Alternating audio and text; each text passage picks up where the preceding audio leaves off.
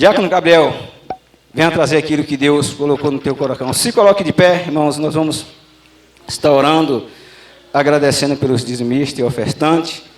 Nosso Deus, nosso Pai que está no céu, nós te agradecemos por tudo que o Senhor tem feito nas nossas vidas, por tudo que o Senhor vai fazer. Te agradecemos por cada dizimista, ofertante que dizimaram e ofertaram na tua casa para o mantimento da mesma. Agora, Pai, aqui está o teu filho que vai transmitir tudo aquilo que o Senhor colocou no coração do mesmo para a tua igreja. Senhor, eu preciso ouvir a tua voz através do teu filho. Eu preciso ouvir aquilo que o Senhor tem para mim. A tua igreja precisa ouvir aquilo que o Senhor tem para cada um de nós nesta noite. Usa o teu filho como instrumento nas tuas mãos, no nome de Jesus. Amém. Ponto varão, com o Senhor e o Espírito Santo agora.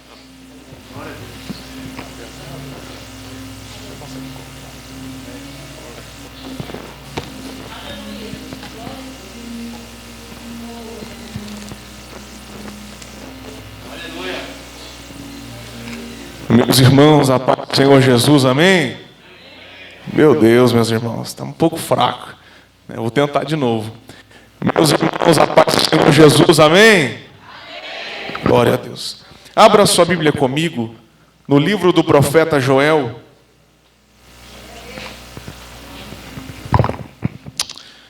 Livro do profeta Joel, capítulo de número 2. E vamos ler alguns versículos da palavra de Deus. Livro do profeta Joel, capítulo de número 2, versículo de número 18. Glória a Jesus.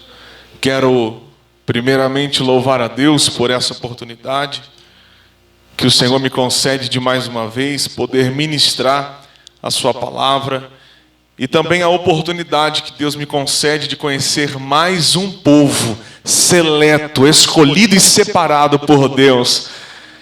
Fico muito feliz e honrado de estar aqui nessa noite. Quero louvar a Deus pela vida do pastor Giovanni, que é o pastor desta igreja.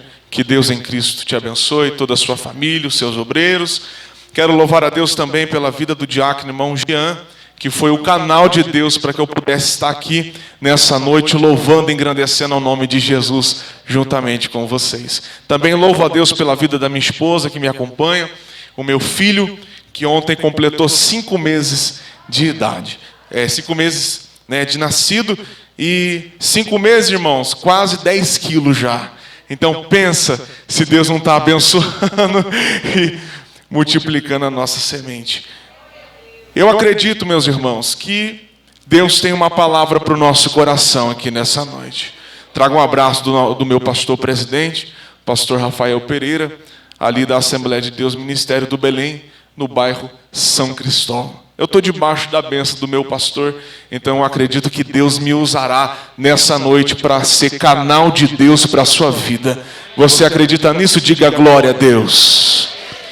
Joel, capítulo de número 2, versículo 18, diz assim: Então o Senhor se mostrou zeloso da sua terra e compadeceu-se do seu povo. E o Senhor respondendo disse ao seu povo, Eis que vos envio o trigo, o mosto e o azeite, e deles sereis fartos. E vos não entregarei mais ao opróbrio entre os gentios. Versículo de número 25. E eu irei restituir os anos que foram consumidos pelo gafanhoto, a locusta, o pulgão e a lagarta, e meu grande exército que enviei contra vós. Versículo de número 27. E vós sabereis que eu estou no meio de Israel, e que eu sou o Senhor vosso Deus, e que não há outro, e o meu povo nunca mais será envergonhado. Versículo 28. E há de ser que depois derramarei do meu espírito sobre toda a carne. Os vossos filhos e vossas filhas profetizarão, os vossos velhos terão sonhos, e os vossos jovens terão visões. Repita assim comigo: e o Senhor enviará o trigo, o mosto e o azeite. Pode se assentar adorando ao nome de Jesus. Eu sinto em meus ombros uma grande responsabilidade de ministrar aos domingos, seja na igreja onde eu congrego, ou numa igreja a qual eu sou convidado, porque existe uma grande responsabilidade, porque normalmente um dos cultos que mais marcam a nossa semana é o culto de domingo, porque nós levamos tudo que é falado, ministrado no domingo para a nossa semana, até o próximo domingo. Por mais que haja cultos durante a semana, tudo que é feito no domingo fica gravado na nossa mente. E eu fui orar ao Senhor e pedir a Ele uma direção de Sua palavra. E o Senhor me deu algo e eu quero compartilhar com você aqui nessa noite. Então, eu quero te pedir toda a atenção nesse momento. Olha para mim, foca na mensagem, porque eu tenho certeza que você entrou aqui de um jeito, mas a presença de Deus vai te fazer sair daqui diferente nessa noite. Meus irmãos, nós estamos diante de um texto, a qual o versículo de número 28, do capítulo 2 de Joel, ele é muito conhecido, porque nós sabemos que a promessa do Espírito Santo de Deus já foi cumprida, ela já se concretizou sobre a vida da igreja. Todos nós lembramos quando Lucas relata no livro de Atos dos Apóstolos um grande acontecimento após Jesus, na sua ascensão, ser elevado aos céus. A Bíblia Sagrada diz que agora os discípulos estão dentro de um cenáculo, de uma casa que tinha 2 andares, eles estão no 2º piso, louvando ao Senhor e orando, aguardando a promessa do Espírito Santo.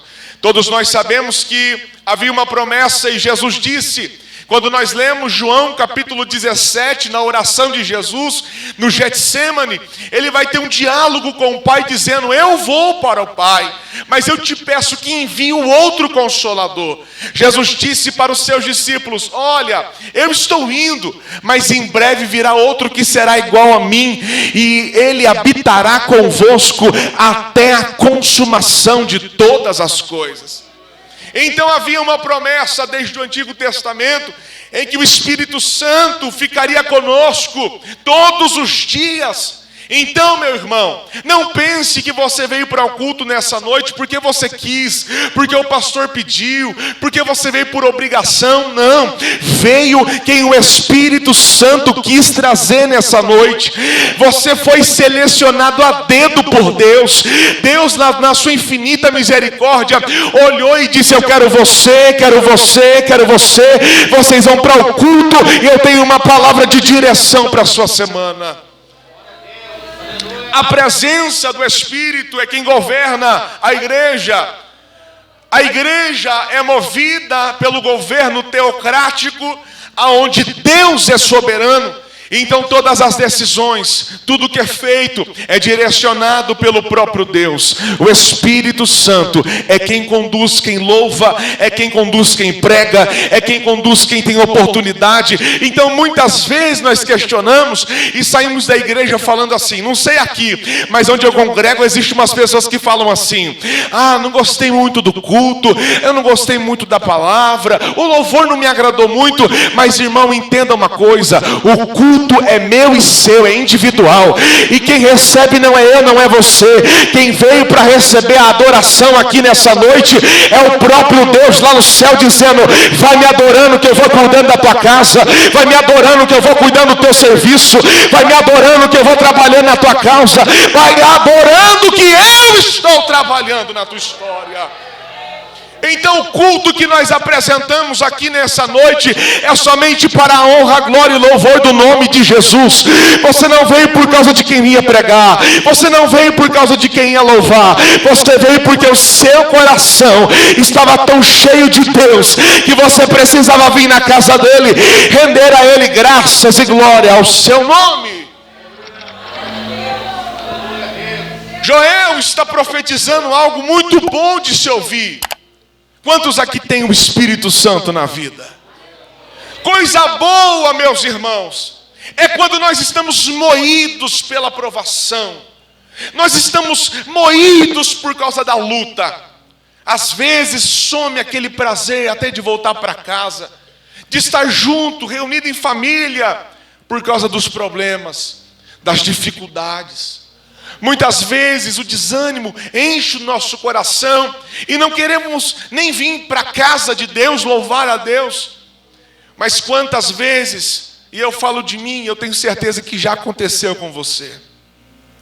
Quantas vezes eu falei assim: Deus, hoje eu não vou na sua casa, hoje eu não vou na igreja, eu não quero, Jesus, hoje eu quero ficar em casa, tranquilo.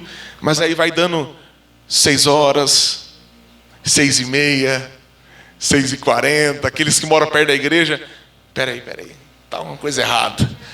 Aí já toma banho. Eu sou assim, irmão, em 5 minutos eu estou pronto. Quando eu falo que eu não vou, tá minha esposa de prova. Quantas vezes, meu irmão, eu falei: não vou na igreja hoje, eu vou ficar em casa, vou assistir Netflix hoje, relaxar minha mente, vou descansar. Aí de repente o Espírito Santo vem dentro do meu coração e fala: eu tenho vitória para você hoje.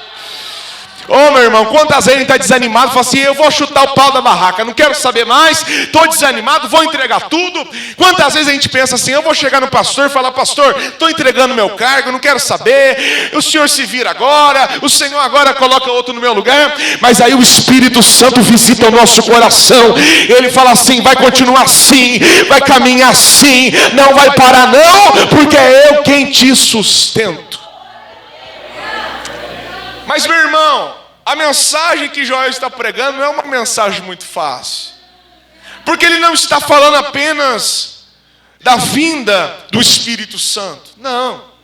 O contexto que o profeta Joel se encontra é um contexto muito difícil. Sabe por quê? Nós sabemos que o povo de Deus sempre teve uma dificuldade. A dificuldade do povo sempre foi cochear em 2 pensamentos. Sempre foi dividir a sua adoração, dividir os seus pensamentos. Uma hora servia a Deus, outrora servia a outros deuses. Uma hora o povo estava com os olhos fitos no Senhor, dizendo: nós servimos a esse Deus, o grande e poderoso na batalha. Outra hora pedia para Arão fazer um bezerro de ouro para ser adorado. Então o povo sempre teve uma dificuldade. A dificuldade do povo era focar somente em Deus, viver a sua vida de devoção a Deus. Então eles sempre se dividiam, os seus pensamentos ficavam divididos. E para você entender melhor, quantas vezes nós estamos dentro da casa de Deus, nós estamos aqui na igreja servindo ao Senhor, só que os nossos pensamentos não estão aqui dentro. Quantas vezes a gente vem para a igreja dizendo assim: eu vou adorar, eu vou glorificar hoje. Aí você chega aqui, aí o ministério de louvor canta, a irmã louva, o irmão prega, só que você entra de um jeito e sai da mesma forma. Porque o seu pensamento está tão dividido, como o presbítero disse: tem conta para pagar, tem dificuldade. Mas, irmão, isso não pode roubar de nós a essência da verdadeira adoração. Irmão, problema todo mundo vai ter. Jesus disse: no mundo tereis aflições. Não é porque servimos a Deus que somos isentos de provas, não. Pelo contrário, nós temos prova. Mas a prova significa que Deus está olhando para nós e dizendo: você pode não conseguir, mas eu te dou força. Você pode não ter capacidade, mas eu te capacito para vencer. Oh, meu irmão, eu sinto a graça de Deus aqui. O Senhor desceu aqui nessa noite para dizer para mim e para você: você pode não ter, mas eu tenho por você. Você pode não conseguir, mas eu consigo por você nessa noite. Eu vim aqui na autoridade do Espírito Santo dizer para você que existe uma armadura do céu descendo sobre a sua vida.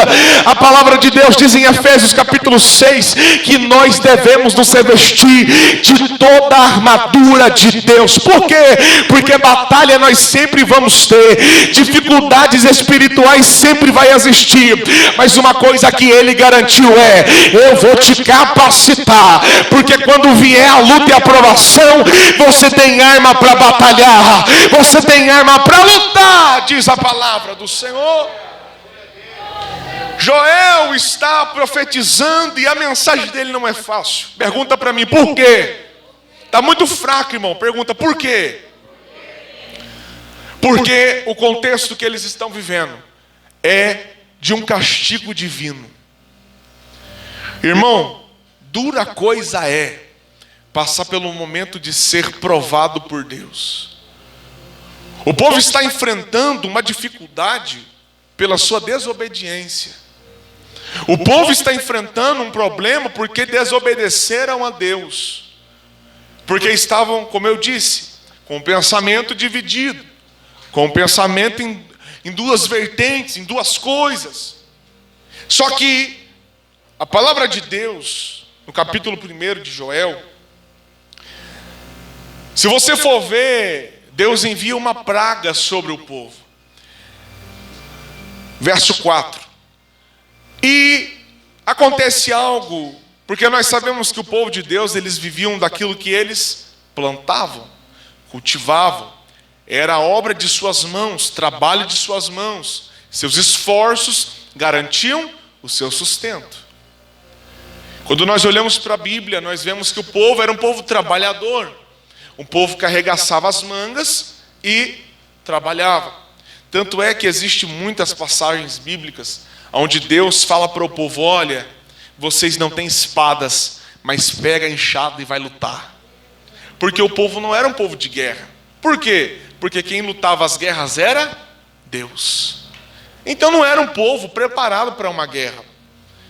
Então neste momento, pela sua desobediência, por não se voltar a Deus, a Bíblia Sagrada diz que o Senhor vai enviar. Deus vai enviar. Porque nós temos o costume de culpar o diabo por tudo que acontece. Né? A gente tem um costume, irmão. A gente bateu o dedinho do pé na beira da cama, o diabo é sujo. Não é? Não, irmão, você que não viu a beiradinha e bateu o dedinho. A gente tem costume, é costume nosso de culpar o inimigo. Tudo de ruim que acontece, o diabo está armando um laço. Não, irmão. Tem coisas que é Deus quem faz para testar a nossa fé. Existem provas que Deus nos coloca para mostrar quem nós somos de verdade. Jó não foi avisado que viria uma provação. Ninguém alertou Jó. Deus não falou assim para Satanás, vai lá e avisa Jó que está vindo provação sobre a vida dele. Não. Simplesmente Deus permitiu que acontecesse a provação. Então eu, inspirado pelo Espírito Santo, quero dizer aqui para alguém que entrou aqui questionando a Deus, dizendo, Deus, por que isso? Por que está acontecendo isso? Deus está dizendo, por enquanto eu não vou falar o propósito. Por enquanto eu não vou falar o porquê. Depois que você for aprovado, eu vou falar que você foi aprovado. Jó não foi alertado, mas no final deu tudo certo. Porque Deus restituiu Jó tudo em dobro. Então ele foi aprovado. Então, olha para o texto. A Bíblia diz que o Senhor vai mandar uma praga. Deus vai mandar uma provação para o seu povo, para lembrá-los quem era o seu Deus, para lembrá-los quem era o seu Senhor. E no versículo de número 4 diz assim, o que ficou da largata, o gafanhoto comeu. E o que ficou do gafanhoto, a locusta comeu. E o que ficou da locusta, o pulgão comeu. Por quê? Porque havia uma praga de gafanhotos que estava assolando, que veio para destruir a obra das mãos do povo. E quando nós olhamos para o significado do nome Joel, que é o profeta que escreveu este livro, o seu nome significa o Senhor é Deus. O nome dado a Joel diz muito sobre o que ele foi chamado para fazer. O seu nome diz, o Senhor é Deus. E a missão de Joel é justamente mostrar para o povo que só o Senhor é Deus. Joel, filho de Petuel, que o seu nome significa aquele que é persuadido por Deus. Perceba que existe algo relacionado aos nomes. Quando nós olhamos para dentro da Bíblia Sagrada, o povo de Israel sempre teve o costume de escolher o nome de seus filhos, não porque achava o filho bonito, não porque existem pessoas hoje na nossa cultura que espera o filho nascer, aí olha o rostinho, os traços, vai chamar tal, o nome vai ser tal. Mas para eles não, Existiam 3 formas de serem escolhidos o nome da criança. O primeiro nome era ocasionado pela tradição. Por quê? Porque se houvesse um nome dentro da família, era costume, por tradição, colocar o nome das novas gerações, o mesmo nome dos seus antepassados. Tanto é que quando Zacarias recebe uma palavra de Deus dizendo que o nome de seu filho seria João, quando ele prediz ao povo dizendo o nome do meu filho vai ser João, o povo questiona Zacarias dizendo, mas existe alguém da sua família com o nome de João? Porque era tradição. Segundo, o nome também poderia ser escolhido pela circunstância do momento. Lembra de Esaú e Jacó? Quando Jacó nasceu agarrado no calcanhar de seu irmão, a Bíblia diz que eles colocaram o nome dele de Jacó, agarrador de calcanhar, por causa da circunstância que ali estava se encontrando. Ou o nome poderia ser escolhido por uma questão espiritual. Você se lembra quando a glória de Deus foi levada de Israel? E a Bíblia diz que uma criança nasce, e o nome dessa criança é Icabode. Foi-se a glória de Israel. Por quê? Era um nome espiritual, assim como o de Joel. O seu pai tem um nome que significa persuadido por Deus. Petuel, sendo um devoto do Deus Altíssimo, coloca o nome do seu filho de Joel, para mostrar para o povo que o Senhor é Deus.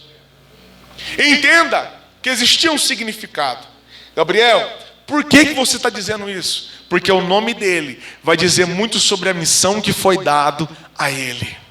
E aí, irmão, eu já consigo entender o que a palavra diz em Jeremias capítulo 1, que antes que eu te formasse no ventre, eu já te conhecia, diz o Senhor dos Exércitos. Antes que nós fôssemos formados no ventre da nossa mãe, Deus já tinha um propósito para mim e para você. Você não é obra do acaso. Foi Deus quem escolheu como você seria. Às vezes você questiona Deus dizendo, Deus, por que eu sou assim? Por que eu faço isso? Por que a minha vida está assim? E Deus está dizendo para mim e para você nessa noite, eu tenho um propósito para a tua história nessa noite. Você não é obra do acaso, meu irmão. Você não foi obra do destino. Não foi o universo em sua presciência que resolveu fazer com que você existisse. Não. Foi Deus quem te conduziu para o útero da sua mãe. Foi Deus quem permitiu que você nascesse. Foi Deus que deu seu nome. Foi Deus que te escolheu. É Deus que te capacita. Eu vim aqui com uma palavra de Deus para você. Você é escolhido para algo. Vai ter gente querendo desmotivar você. Vai ter gente querendo parar você. Mas quem tenta te parar não ouviu de Deus o que só você ouviu. Quem tenta desmotivar você não recebeu a mesma palavra que você recebeu. Porque às vezes Deus vai falar assim para você: você vai ser pregador da palavra. Aí alguém que não ouviu o que você ouviu vai falar assim para você: larga a mão disso. Larga a mão disso. Não vai ser pregador. Não vai dar certo. Você não sabe falar. Você não sabe pregar. Meus irmãos, eu gosto muito de contar testemunhos na minha mensagem. E quantas vezes Alguém disse para mim: Gabriel, desiste de pregar. Gabriel, você não foi chamado para isso. Irmãos, eu não sabia falar. A minha voz, irmão, era fina. Minha voz não era igual hoje. Eu comecei a pregar em 2015. Foi quando eu comecei a pregar. E não se assustem, meus irmãos, eu só tenho carinha de velho, mas eu não sou velho, não. Eu tenho 19 anos de idade.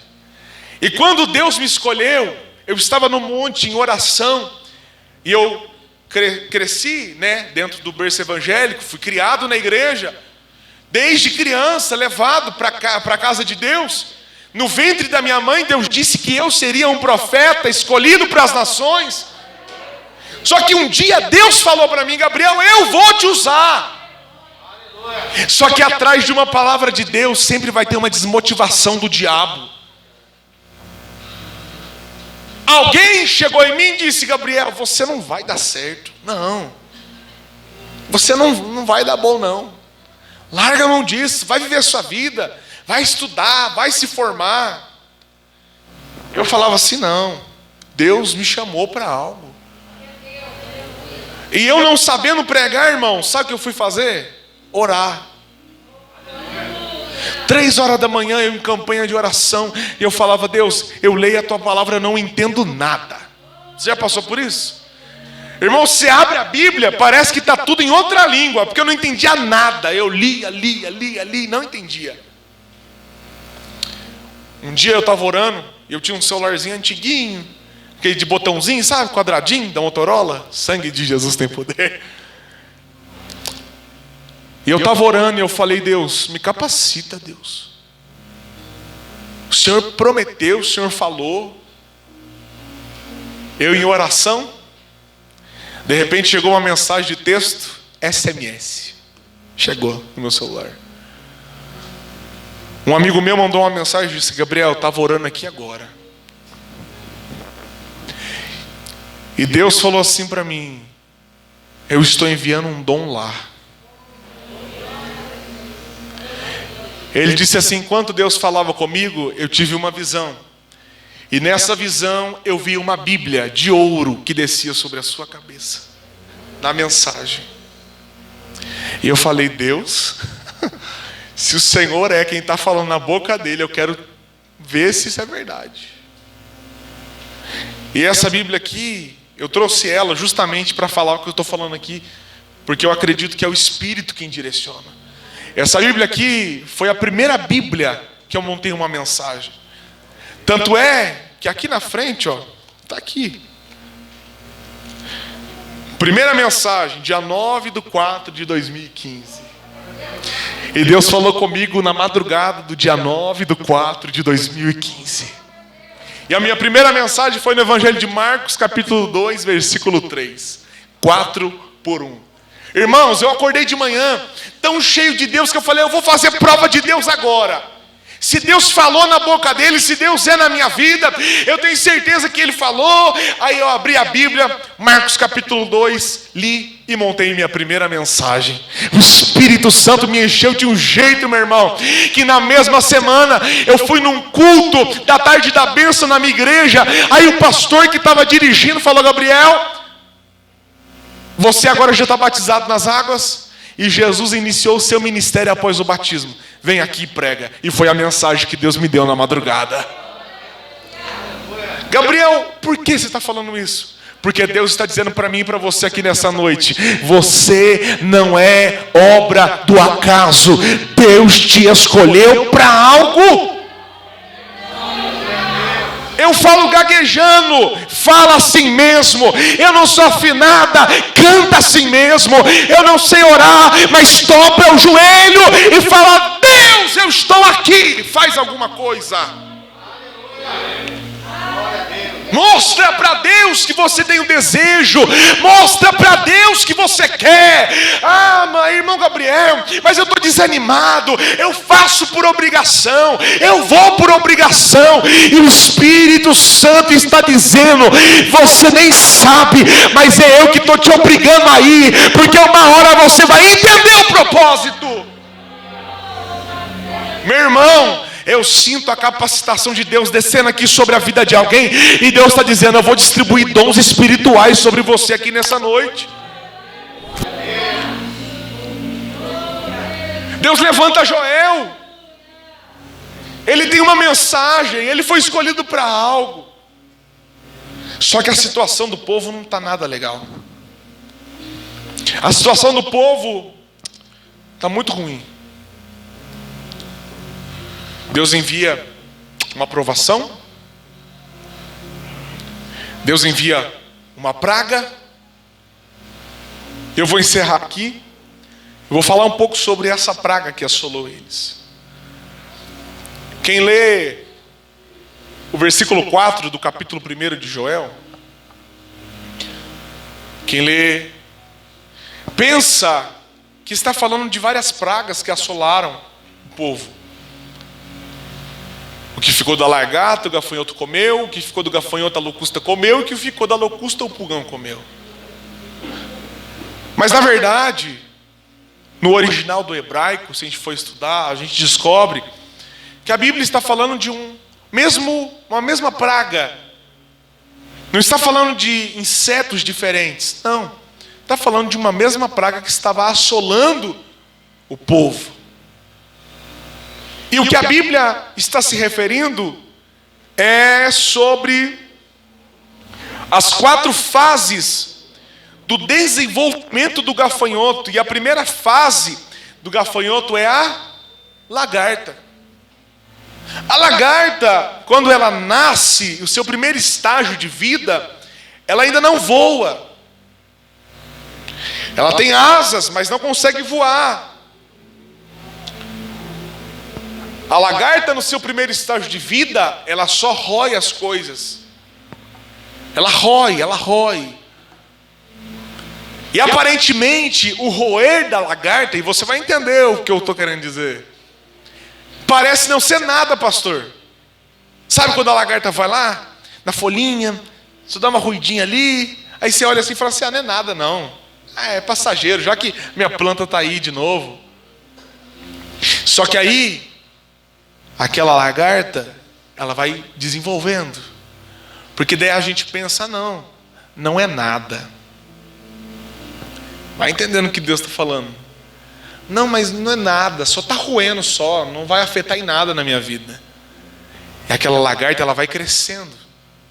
De repente, aquela lagarta, ela vai se tornar um gafanhoto, que é o estágio onde ela começa a procriar e se multiplicar. E tudo que é demais é mais visível. Se existe só uma lagartinha ali roendo, parece muito pouco, parece que não é nada. Mas aí ela vai desenvolvendo, ela vai crescendo, ela vira um gafanhoto, e ela começa a multiplicar, procriar, e daqui a pouco é muito.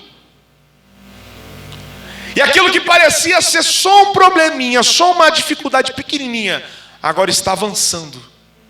E o problema está aumentando. Daqui a pouco existe gafanhoto por toda a plantação de Israel. O que era só um probleminha, agora está se tornando um problemão.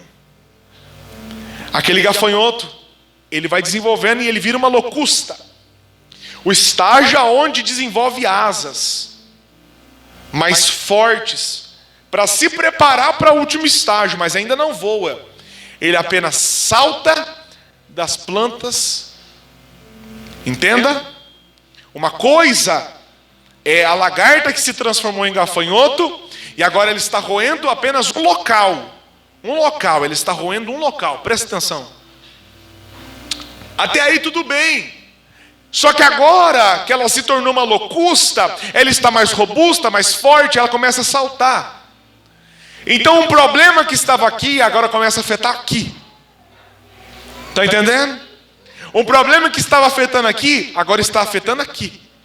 O problema que estava afetando aqui, mas saiu de lá, agora está afetando aqui. Então os estágios vão se desenvolvendo, e os problemas vão aumentando, e o povo não vai percebendo, e parece que está tudo bem. Só que aí ele vai se tornar um pulgão.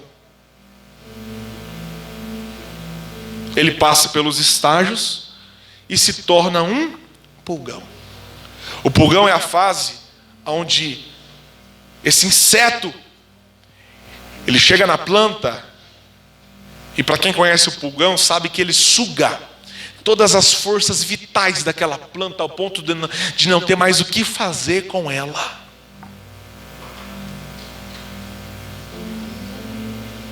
O pulgão é o último estágio de desenvolvimento daquela pequena lagarta que não parecia ser nada, mas agora está sugando todas as energias da planta. E Deus, em sua infinita misericórdia, está nos alertando aqui nessa noite, dizendo: em qual fase você se encontra? Lembra da tua casa, do teu emprego, em alguma área da sua vida, que existe um pequeno problema, e esse problema foi se desenvolvendo, foi crescendo, foi evoluindo até sair do controle das suas mãos. Hoje, quando a gente tem alguma praga de inseto, ou algo, roedores, a gente chama alguém para detetizar, né? E fica tudo certo. E eu, para encerrar, vim aqui para dizer para você que aquele que detetiza os seus problemas está aqui nessa noite. Aquele que tem o poder de resolver os seus problemas está aqui nessa noite. O Espírito Santo de Deus está aqui dizendo para mim e para você: eu não sei qual é o estágio do seu problema, eu não sei qual é o estágio da sua dificuldade, mas eu tenho o poder de resolver o seu problema aqui nessa noite. Isso seria apenas a introdução. Eu não cheguei na minha mensagem, mas eu acredito que Deus vai me conceder uma nova oportunidade.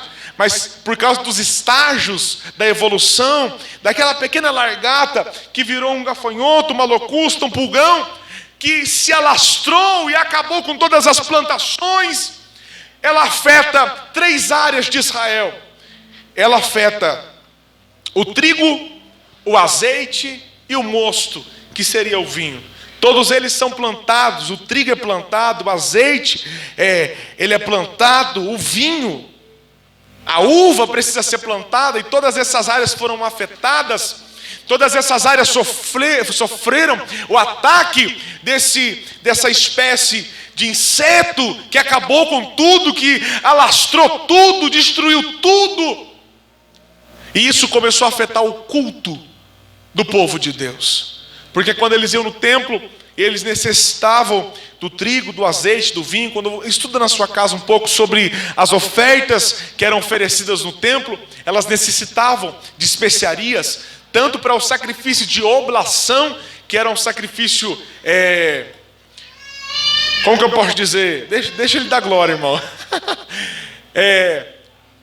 O sacrifício de oblação era um sacrifício, por exemplo, de animais, de carne, de especiarias como ervas, plantas. E o sacrifício de libação era um sacrifício líquido, onde era despejado o azeite, o sangue do animal.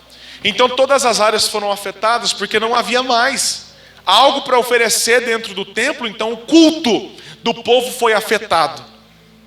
E eu queria apenas refletir com você nessa noite. Eu encerro em 5 minutos. O que a pandemia tentou fazer com a gente? O que essa doença, que começou parecendo não ser nada e daqui a pouco se alastrou?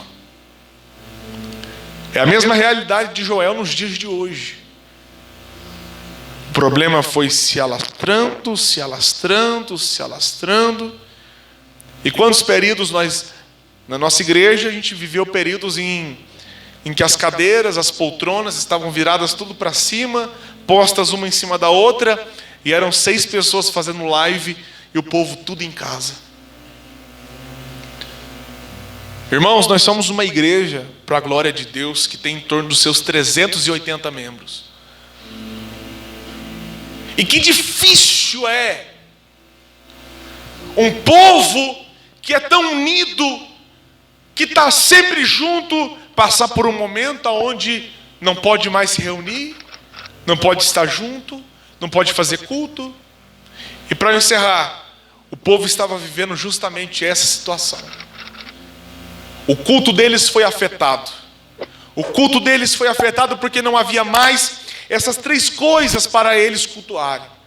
Não havia o trigo, não havia mais o azeite, não havia mais o vinho. E 3 coisas que o inimigo tentou roubar de nós nessa pandemia. Primeiro, o trigo, a palavra de Deus. Quantas vezes o diabo tentou nos desmotivar, nos desanimar. Segundo, ele tentou roubar de nós o azeite. O azeite simboliza o Espírito Santo e nós sabemos que sem ele nós não conseguimos nada. E terceiro, o vinho simboliza a alegria de espírito, a alegria de servir ao Senhor. Quantas vezes nós somos desmotivados em querer parar, desanimar, desistir. Ele tentou, mas ele não conseguiu, porque eu e você estamos aqui nessa noite para louvar e engrandecer ao nome de Jesus. E depois de todo o processo que o povo passa, no versículo que nós lemos, Deus disse para o povo: eu estou enviando de volta. Quem está falando é Deus para o povo. Joel vai profetizar dizendo: ei, se arrependam, mude os seus caminhos, voltem-se a Deus. E quando o povo começa a louvar e engrandecer o nome de Jesus, de Deus, dizendo: eu me arrependo, eu quero mudar de vida, Deus vem com uma palavra na boca de Joel dizendo: eu estou enviando de volta o trigo, o azeite e o vinho. Deus está dizendo para mim e para você aqui nessa noite: eu estou devolvendo a minha palavra sobre a tua história. Eu estou devolvendo o azeite sobre a sua cabeça. E você vai começar a dizer como o salmista Davi, no Salmo de número 23: unja a minha cabeça com óleo e o meu cálice transborda. Deus está te devolvendo vinho. Você vai voltar a ter alegria na casa do Senhor. Eu vim aqui para pregar para alguém que entrou aqui dizendo: eu não quero mais saber da palavra de Deus, da direção de Deus. E Deus está dizendo para mim e para você: a minha palavra está voltando para a tua história. Alguém entrou aqui dizendo: eu não tenho mais alegria de servir a Deus. E Deus está dizendo para mim e para você: eu estou devolvendo a alegria sobre a tua história. Se coloque sobre os seus pés. Eu estou devolvendo a alegria. E você vai voltar a ser feliz na casa de Deus. Irmãos, eu me sinto honrado de poder dizer isso a vocês. Porque eu tenho certeza, pela palavra, que a palavra de Deus, ela tem uma direção. Ela sabe aonde vai. E talvez, irmão, você entrou aqui tão desmotivado, tão triste. E isso, irmãos, não é fora da nossa realidade. Isso está acontecendo. Isso está acontecendo. E quantas vezes nós não temos ânimo, prazer de fazer as coisas para Deus. Só que o Espírito Santo, aquele que governa essa casa, aquele que direciona este pastor, Deus está dizendo: eu vou devolver a alegria.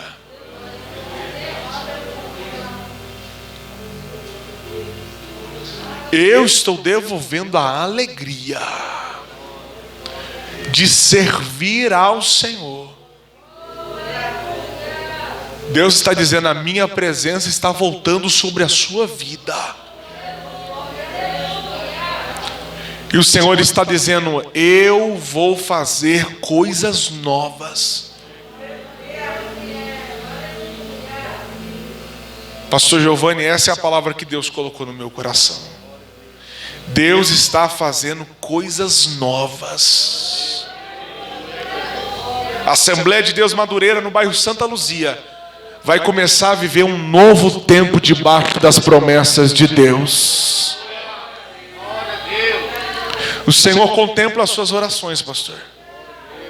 E eu sei quão árduo é a obra de Deus. Mas o Senhor está dizendo: eu estou trazendo um novo tempo sobre essa casa. Muitos entraram e muitos saíram, pastor. Eu não congrego aqui, eu não sei. Mas muita gente entrou, muita gente saiu. E alguns até diziam assim: estamos juntos, vai dar certo. E acabou não estando junto e não deu certo. Mas o Senhor está dizendo para mim, você aqui, você que congrega, você que está aqui todos os dias batalhando, comendo sal junto com o seu pastor, Deus está dizendo: um novo tempo está chegando. E vocês viverão um novo tempo. Feche os seus olhos. E aqui eu encerro a minha oportunidade. Senhor Jesus, ó Deus, eu preguei a tua palavra e não a minha. Eu falei do teu nome e fiz o teu nome grande aqui nessa noite. Eu falei da tua palavra e eu creio nela, porque eu vivo por ela. Deus, aqui está o seu povo reunido na tua presença e eu creio, ó Pai, que como confirmação da tua palavra e aquilo que o Senhor colocou no meu coração, o Senhor está devolvendo sobre este povo, ó Pai, a tua palavra, o azeite, a presença do teu Espírito Santo. Ó Deus, aonde há um coração aberto, contrito, diante da tua presença, Senhor, visita agora este coração. Visita agora o meu irmão, a minha irmã que entrou aqui cabisbaixo, triste. Ó Pai, devolve a alegria para ele, devolva a alegria para ela. Se ela entrou aqui sem a tua presença, se ele entrou aqui sem a tua presença, Espírito Santo de Deus, chacoalha ele agora, chacoalha ela agora, Espírito Santo, e dê a ela unção e graça. Derrama sobre ele o teu azeite aqui nessa noite, Espírito Santo. Eu creio, ó Pai, na tua capacitação sobre este povo. Eu creio, ó Pai, que este povo viverá um novo tempo na sua presença e o seu nome vai ser glorificado. Espírito Santo, eis aqui a tua palavra, Jesus. Confirma ela no coração da tua igreja. Confirma ela no coração do teu povo. Confirma ela no coração dos obreiros. Confirma ela no coração das dirigentes. Confirma no coração dos líderes. Confirma no coração dos membros. Confirma, Senhor, nos departamentos. E que este povo saiba que tu, Senhor, é Deus. E que o Senhor irá fazer bem mais que a expectativa humana, em nome de Jesus. Que Deus abençoe a sua semana, que Deus abençoe a sua casa, que Deus abençoe a sua família, em nome de Jesus. Amém.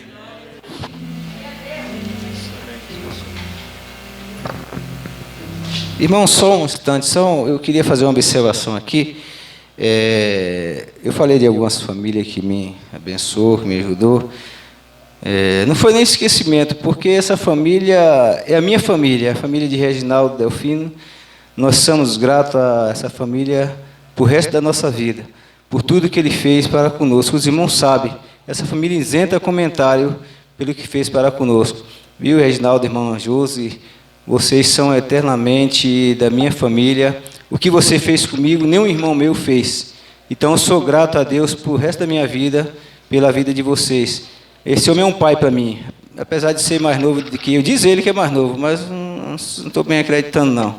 Mas Deus abençoe em nome do Senhor Jesus. Obrigado. Graças a Deus. Os irmãos querem receber essa palavra, irmãos? Deus continue abençoando o servo de Deus.